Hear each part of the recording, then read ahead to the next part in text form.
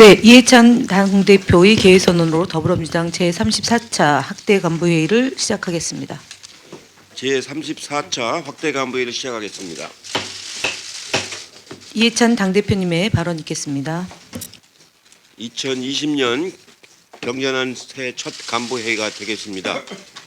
국민 여러분, 새해도 모두 건강하시고 복 많이 받으시기 바랍니다. 당직자와 언론인 여러분도 새해 복 많이 받으시길 바랍니다. 올해는 민생을 가장 역점에 두고 전력을 다하겠습니다. 지난 3년간의 정책들이 국민들의 삶과 사회의 곳곳에 뿌리내려서 변화와 결실의 한 해가 되도록 당력을 집중하겠습니다.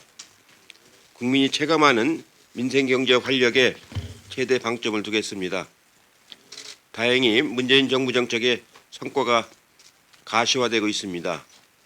그러나 그렇게 빨리 전체적으로 이게 잘 돌아가는 건 아닙니다. 약간 기저를 찍고 반등을 하는 거이긴 하지만 그 속도는 매우 우리가 기대하는 것보다 느리다고 보시면 될 것 같습니다. 한반도 평화체제 구축에도 주력을 하겠습니다. 지금 북미 관계가 아주 안 풀어져 가고는 있지만 그래도 완전 결렬된 단계는 아니기 때문에 우리가 문재인 정부가 더 노력을 해서 남북 간의 평화가 정착될 수 있도록 잘 최선을 다해서 노력을 하겠습니다. 권력기관 개혁을 완수할 것입니다. 민주당은 23년 만에 공수처 입법을 완료하여 검찰개혁의 물꼬를 텄습니다. 검경 수사권 조정 법안도 1월 중에 반드시 통과시키도록 하겠습니다. 어제 검찰의 패스트트랙 관련 국회 방해 수사 결과 발표는 검찰개혁의 필요성을 보여주는 단적인 예라고 하겠습니다. 작년 4월 패스트트랙 지정 과정에서 폭력을 행사해서 국회법을 위반한 자유당 의원들을 해를 넘겨 무려 8개월 만에 기소를 했습니다. 증거가 차고 넘치는데도 제대로 소환 조사도 하지 않다가 비로소 늑장 기소를 했습니다. 저는 이 과정을 보면서 정말로 검찰이 개혁되어야 한다는 것을 다시 한번 느꼈습니다. 지난 4월만이 아니고 지난 12월에 예산안 통과할 때, 공수처법 통과할 때, 선거법 통과할 때 세 번에 걸쳐서 또 무도한 짓을 많이 자행을 했습니다. 당시 상황을 우리가 다시 체증을 해서 당 차원에서 고발을 하도록 하겠습니다. 그런 행위는 이번을 계기로 해서 반드시 뿌리 뽑아야 된다고 생각을 하고 있습니다. 국민의 국가 행정권의 효율적 사용으로 해 부여된 기소 편의주의 재량권을 넘어 검찰이 자의적으로 기소권을 남용하는 행위라고 개탄하지 않을 수가 없습니다. 이제 공수처법이 통과되어 검찰의 무소불위 오만 방자를 견제할 기관이 생겼습니다. 앞으로 검경 수사권 조정을 통한 형사소송법 개정안과 검찰청법 개정안도 반드시 통과를 시키도록 하겠습니다. 자유한국당은 이런 동물국회를 만들고도 피해 나갈 수 있다는 그런 기대를 아예 접으시기 바랍니다. 이상입니다. 네, 다음은 이인영 원내대표의 발언 있겠습니다. 새해 들어 우리 경제에 부분적이지만 청신호가 켜지고 있습니다. 지난해 11월까지 일자리가 평균 28만 1천 명이 늘어서 전년 대비 증가가 3배에 달하고 있습니다. 11월 산업 생산이 0.4% 증가했고 소매 판매와 설비 투자는 각각 3.0%와 1.1% 늘었습니다. 경제 심리 지수도 지난 10월 이후에 3개월 연속 상승하고 있습니다. 지난해 경제 성장률도 2%를 사수할 것으로 조심스럽게 전망되고 있습니다. 우리 경제가 긴 불황의 터널을 벗어나서 다시 회복의 기회를 맞이하고 있는 것으로 보입니다. 주마 가편의 각오로 디지털 경제 또 젊은 경제가 융성하는 2020년을 향해 달려가겠습니다. 아시다시피 세계 경제는 모빌리티, 핀테크 그리고 인공지능이 세계 경제의 중심축으로 급부상하고 있습니다. 우리 경제도 마땅히 디지털 경제로 신속하고 과감하게 전면 이행할 수 있어야 합니다. 누가 세계 경제의 강자가 될 것인지 다음에 패자가 될 것인지는 디지털 경제로 재편하는 속도에 달려 있습니다. 2020년 민주당은 우리나라의 20대의 가능성에 주목합니다. 디지털 경제 시대에는 우리의 20대가 가진 디지털 DNA가 우리 경제의 핵심 경쟁력으로 될 것이기 때문입니다. 우리의 20대는 초고속 인터넷망의 시대에 태어나서 유년기 때부터 스마트폰으로 세상을 배우고 2G, 3G 그리고 LTE 시대를 거쳐서 성장한 5G 시대에 더 익숙한 디지털 세대입니다. 우리나라의 밀레니얼 세대들은 인류 문명사에서도 가히 당군 이래 가장 전위적인 세대라고 해도 과언이 아닐 것입니다. 새해에는 이런 20대 청년들이 우리 경제의 주역으로 마음껏 활약할 수 있는 창의의 시대를 열어보겠습니다. 이들에게서 애플을 창업한 스티브 잡스도 나오고 페이스북을 창업한 저커버그도 나오고 그 이상도 나올 수 있어야 합니다. 구글의 레리 페이지도 또 아마존의 제프 베조스도 모두 20대 창업의 꿈을 실현한 사람들입니다. 민주당은 2020년을 20대가 디지털 경제를 향해 대도약할 수 있는 젊은 경제, 청년 경제 시대의 원년으로 만들어 보겠습니다. 20대의 디지털 DNA가 새로운 경제 창업 에너지로 터져 나올 수 있도록 또 디지털 시대를 선도할 수 있도록 청년 벤처 경제의 융성 시대를 제도와 정책, 예산으로 뒷받침하고 응원하겠습니다. 청년 경제, 젊은 경제 시대에는 새로운 경제 문법이 당연히 필요합니다. 요소 투입형 경제 시대에 만들었던 규제의 틀도 혁신적으로 재검토하고 재정비해야 합니다. 청년들의 창의를 극대화할 수 있도록 관련 규제와 법규를 창의적으로 재편해 내야 합니다. 우리 정치의 청년 정치와 디지털 정치로의 혁신도 꼭 필요한 일입니다. 당장 미래 산업의 쌀인 데이터 활용에 날개를 달도록 관련 법안들을 신속히 처리할 수 있어야 합니다. 디지털 경제 육성을 위한 법안도 국회에 많이 묶여 있습니다. 그래서 다시 데이터 3법의 조속한 처리를 요청합니다. 벤처 육성 특별법, 벤처 투자 촉진법의 통과도 시급하다는 점을 재차 강조합니다. 세계는 이미 치열한 디지털 경제 전쟁에 돌입했습니다. 속도가 생명입니다. 하루가 늦어지면 1년이 늦어지고 1년이 지체되면 미래는 회복 불가능한 타격을 입게 됩니다. 경자년 새해 과감하게 디지털 경제, 젊은 경제로 전환해서 그것을 위해 전환해야 하고 그것을 위해 우리는 모든 힘을 집중할 수 있어야 합니다. 이해찬 대표께서도 이미 말씀하셨습니다만 검찰의 자의적 법 적용에 강력한 유감을 표명합니다. 국회 폭력 사태에 대한 검찰의 법정형은 다분히 정치적입니다. 범법 행위와 범법 회피 노력을 같은 저울로 잴 수 없습니다. 불법으로 회의장을 봉쇄한 범법 행위와 불법으로 봉쇄된 회의장에 들어가기 위한 노력을 모두 처벌하는 것은 검찰의 정치적 처세에 불과할 뿐입니다. 회의장 봉쇄가 불법이라면 회의장 진입을 위한 시도는 당연히 정당해야 합니다. 검찰의 논리를 적용하면 앞으로 누군가 폭력으로 회의장을 점거하면 누구도 회의 진행을 할 수 없게 됩니다. 국회 선진화법이 실질적으로 무력화되는 것입니다. 선택적 기소 문제도 매우 심각합니다. 같은 불법을 저질렀지만 어떤 사람은 기소되고 판검사 출신의 자유한국당 의원은 불기소되었습니다. 기소 기준이 뭔지 합당한 설명도 없습니다.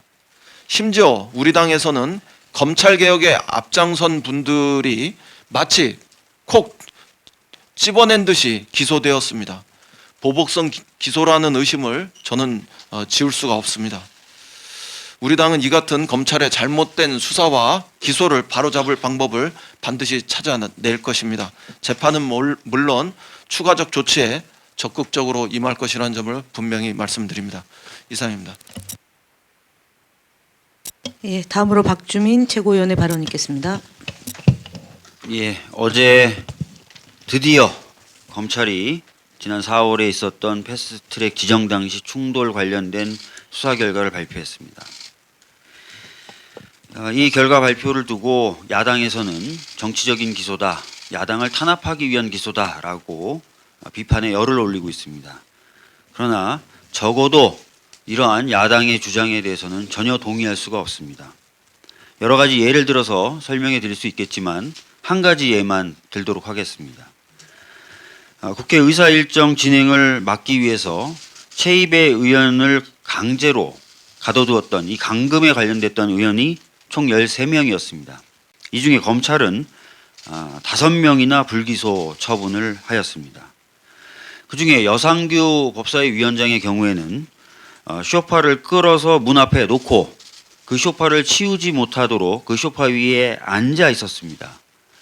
그리고 이에 대해서 최입의 의원이 계속 그러지 말라고 만류하는 장면까지도 전부 다 영상에 남아서 수차례 언론을 통해서 방송이 된 바가 있습니다. 이후에 여상규 위원장은 기자들과 만나서 우리가 최입의 의원을 몸으로 막았다라는 취지로 인터뷰까지 했고 이 역시도 전국적으로 방송이 된 바가 있습니다. 범행이 너무나 분명한 것이죠. 그리고 본인의 의도도 분명히 밝혔던 것입니다. 이후에 여상규 위원장은 출석도 경찰이나 검찰이 출석도 하지 않았고 끝까지 반성의 기미를 보여준 적도 없습니다. 심지어는 국정감사 때 윤석열 검찰총장을 앞에다 두고 자신의 행위가 정당하다고 일장 연설까지 한 바가 있습니다. 이렇게 범행이 분명하고 반성의 기미가 전혀 없는데 기소가 되지 않았다라는 것을 어떻게 설명하겠습니까? 이것만 봐도 지금 검찰의 처분이 야당 탄압 기소다, 정치적으로 계산된 기소다 이렇게 얘기하는 야당의 주장은 전혀 타당하지 않다는 것을 알 수 있습니다. 오히려 야당을 봐주기 위한 기소를 했다라고 보는 것이 분명합니다. 더 이상 야당은 이런 부분에 대한 주장을 하지 말기를 바랍니다. 이상입니다. 네, 다음은 서른 최고위원의 발언 있겠습니다. 앞서 말씀이 됐습니다만은 저도 다시 말씀드리겠습니다. 자유한국당의 해이방해 폭력 사건에 대한 어제 검찰의 기소는 기소 시점 그리고 기소 내용 모두가 문제가 있습니다. 수사 결과를 발표하며 검찰 스스로 밝혔듯이 이 사건은 자유한국당이 물리력과 폭력으로 회의를 방해한 영상이라는 뚜렷한 물증이 있는 사건입니다. 그럼에도 불구하고 검찰은 이런 뻔한 내용을 갖고 8개월이나 시간을 끌다가 공수처법이 통과되고 나서 또 추미애 법무장관이 임명된 날을 기소일로 선택했습니다. 충분히 기소를 할 수 있었음에도 불구하고 공수처법 통과까지 지켜보면서 기소를 차일피일 미룬 것은 검찰이 공수처 도입 저지 수단으로 이 사건을 활용한 것을 스스로 증명한 것과 다름없습니다. 추미애 장관의 검찰 불공정 수사에 대한 수사 지휘 가능성이 있는 가운데 장관으로 임명된 날을 기소 시점으로 택한 것도 결코 우연이 아닐 것입니다. 여야 간 기계적 균형을 맞추려 짜맞추기 기소를 한 것은 더 큰 문제로 검찰의 자의적 행사이자 남용입니다. 검찰권의 자의적 행사이자 남용입니다. 최입의 의원을 감금하는데 적극 가담한 조금 전에 박주민 최고가 말씀했습니다마는 여상규 자유한국당 의원 등은 기소하지 않으면서 국회의원으로서 회의 진행이라는 정당한 직무 수행을 하려 한 민주당 의원들을 공동 폭행으로 의율해서 기소한 것이 대표적인 것입니다. 특히 기소된 민주당 의원 대부분이 사법개혁 특위와 우리 제가 위원장 안에 있는 검찰공정수사 촉구특위위원 소속으로 검찰개혁에 매진했던 의원들이었다는 점에서 보복성 기소 아니냐는 의구심도 지울 수 없습니다. 의원을 감금하고 회의장을 봉쇄해 회의를 방해한 자유한국당 의원 다수는 기소하지 않고 정당한 직무 수행을 하려 한 민주당 의원, 보좌진, 당직자들을 기소한 것은 공정한 검찰권 행사를 할 수 없습니다. 기소권 독점과 기소 편의주의에 따른 정치적 기소가 아닌지 묻지 않을 수 없습니다. 자유한국당 회의 방해 폭력 사건에 대한 검찰의 수사 결과는 또 하나의 불공정 수사로 기록될 것입니다. 이상입니다. 네, 다음은 김혜영 최고위원의 발언 있겠습니다. 박강원 최고위원의 발언 있겠습니다. 먼저 하셔도 됩니다. 네, 이해찬 대표님, 이인영 원내대표님 말씀하셨습니다만 새해 맞아서 언론사에서 다양한 여론조사 결과를 내놨는데요. 굉장히 많은 내용들이 있습니다만 공통적인 것 두 가지만 제가 좀 말씀을 드리겠습니다. 첫째, 문재인 정부의 정책 방향, 정책의 성과에 대해서는 다양한 의견이 있습니다만 정책 방향에 대해서는 국민적 공감대를 확실하게 확인할 수 있었습니다. 교육, 노동, 주택, 국방, 복지, 특히 공정경제, 소득주도 성장, 혁신성장, 한반도 평화 프로세스 등 경제와 통일, 외교 정책 방향에 대해서는 국민의 75%가 공감하고 있는 것으로 조사됐습니다. 필요한 것은 흔들리지 않고 이 정책들을 밀고 나가는 것입니다. 국민들은 그것을 원하고 있습니다. 여기에서 흔들리고 뒤로 돌아가는 게 아니라 문재인 정부가 더불어민주당 정권이 채택한 이 정책을 지금 방향대로 밀고 가라는 것이 국민들의 요구라는 것을 확인해 드리겠습니다. 두 번째는 이번 총선은 발목 잡는 야당 심판 선거라는 것입니다. 국민들은 이번 총선의 의미를 나라다운 나라를 만드는 기틀을 확고하게 다지는 그런 총선으로 판단하고 계신 것 같습니다. 더 분명하게 얘기하면 탄핵의 완결, 총선을 통해서 탄핵을 완결 지으라는 것이 국민들의 판단이라고 믿습니다. 문재인 대통령도 올해 국정기조는 확실한 변화라고 밝혔습니다. 이건 국민들의 열망을 반영한 것이라고 봅니다. 좀 전에 말씀드린 것처럼 정책 성과들을 높이기 위해서는 흔들리지 않고 지속적으로 추진하고 더 강화하고 보완해 나가야 한다 하는 것이 국민들의 요구라는 것을 확인할 수 있습니다.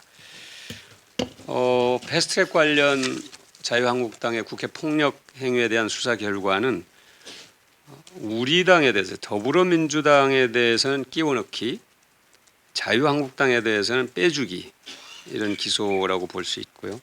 특히 선택적 기소, 정치적 기소 이렇게 얘기할 수 있을 겁니다. 저는 많은 분들께서 말씀하셨습니다만 이 검찰의 발표 시기를 놓고 좀 얘기를 하지 않을 수가 없습니다. 그동안 조국 전 장관의 수사 과정에서 검찰은 대통령의 인사권을 무력화하고 국회 인사청문회권을 사실상 무력화하는 시도를 여러 차례 했고 사실 그것은 언론들과 거의 이 뭐라고 할까요? 한꺼번에 이루어지면서 그런 결과를 빚어낸 것이 사실입니다.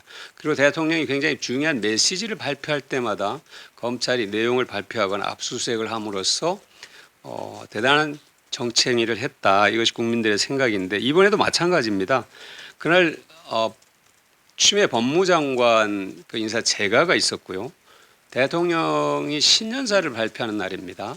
모든 정부 관계자들과 함께 신년사를 발표하는 날인데 이 패스트트랙 자유한국당 국회 폭력 행위 수사 결과를 발표했습니다. 굉장히 이것도 어떻게 보면은 정치행위인데 바람직하지 않다. 이제 저는 검찰이 시기 선택에 있어서 그런 의도를 갖고 있다는 의심을 갖는 행위를 더 이상 해서는 안 된다 이렇게 생각을 합니다. 자유한국당이 오늘 또 장외 집회를 한다고 합니다. 또야 이게 국민들의 반응인데요. 이미 양치기 소년이 된 것 같습니다. 목숨을 건다거나 또 쇄신한다거나 통합한다거나 하는 말을 고지고대로 믿는 국민들은 안 계신 것 같습니다. 당에서 반발이 일어날 때마다 이를 교묘하게 활용하는 것이 아닌가 하는 의심을 국민들이 하고 있다는 점을 말씀을 드리겠습니다. 짧게 한마디만 더 말씀드리면 정세균 국무총리 후보자 인사청문회 여당 간사로서 증인 채택 협상이 원만하게 이루어지지 못한 데 대해서 유감을 표명합니다. 그런데 이 증인 협상이 제대로 이루어지지 않은 것이 모두 더불어민주당의 책임인 것인 이렇게 하는 것은 또 옳지 않습니다. 협상이라는 것은 서로가 내놓을 건 내놓고 또 가질 건 가지고 하는 것이지 자기들의 의견이 전부 받아들여지지 않았다고 해서 여당이 증인 협상을 거부했다, 증인 수용을 거부했다 이렇게 얘기하는 것은 지나치게 과도한 주장이라는 점을 말씀을 드리고요. 오늘 오전 중이라도 증인 합의는 가능합니다. 최선을 다하겠습니다. 네, 다음은 김혜영 최고위원의 발언 있겠습니다. 어제 패스트트랙 법안 접수 당시의 국회법 위반 행위 등에 대한 검찰의 기소가 있었습니다. 다시는 이러한 국회법 위반 행위가 반복되지 않도록 공정하고 엄정한 법 집행이 이루어져야 할 것입니다. 아울러 선거법 표결 당시의 본회의장 내에서의 폭력 등과 관련해서도 신속하고 엄정한 수사를 촉구합니다. 국민의 대표라고 하는 국회의원의 폭력적인 모습을 다시는 우리 아이들이 보게 해서는 안 될 것입니다. 공수처법이 통과되었습니다. 고위공직자범죄수사처 설치로 검찰의 권한이 분산되고 고위공직자에 대한 엄정한 법 집행이 이루어질 것으로 기대합니다. 검찰의 권한 분산과 고위공직자에 대한 엄정한 법 집행을 통해 국민의 기본권을 더욱 보호하고 고위공직자에 대한 국민 일반의 신뢰 향상에 기여할 수 있기를 희망합니다.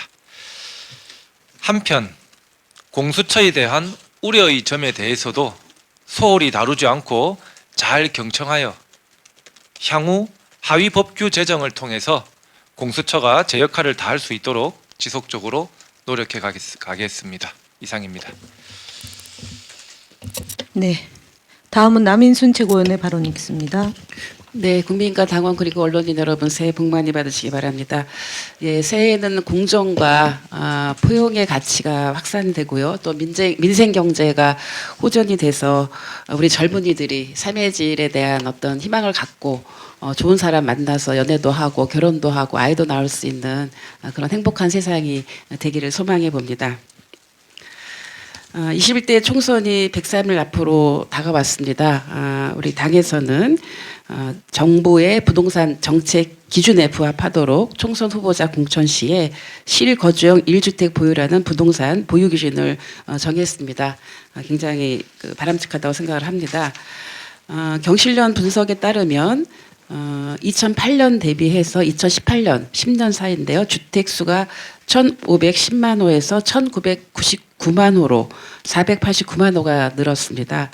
그런데 이 기간 주택 소유자는 1,058만 명에서 1,299만 명으로 241만 명만 증가하는 데 그쳤습니다.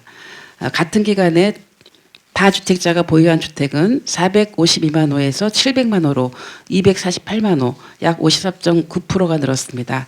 10년간 새로 생긴 주택의 반 이상을 다주택자가 사들인 것입니다.